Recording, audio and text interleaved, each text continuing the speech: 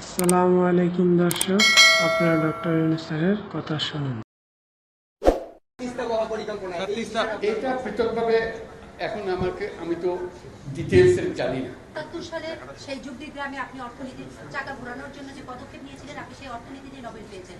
বর্তমানে মুদ্রাস্ফীতি রোধে আপনি কি পদক্ষেপ নেবেন?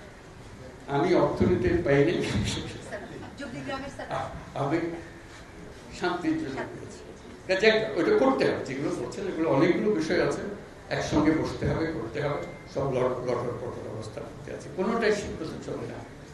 কাজে এটাকে ঠিক করা এবং সবাইকে সমর্থন দিতে হবে।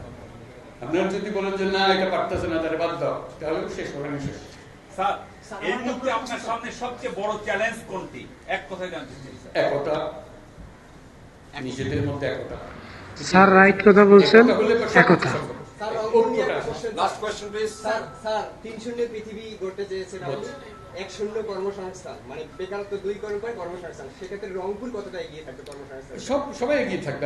আমি কর্মসংস্থান সরকার করে দেবো এটার কথা বলতেছি না তো। আমার কথাটা হলো আমরা চাকরি চাই না, আমরা চাকরি প্রার্থী নই, আমরা চাকরির দাতা। স্যার রংপুরবাসীর উদ্দেশ্যে কিছু বলেন। সেই জিনিস এই আয়োজন, এটা আয়োজনের বিষয়। প্রত্যেকের মধ্যে শক্তি আছে, একজন পারে। এটা পৃথকভাবে এখন আমি তো ডিটেলস জানি না।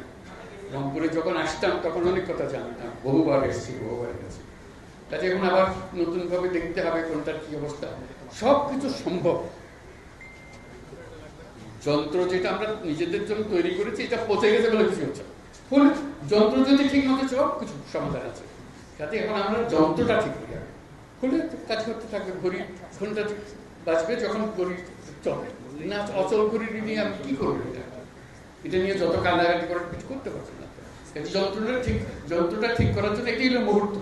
সেখানে আপনাদের ভূমিকা খুব গুরুত্ব।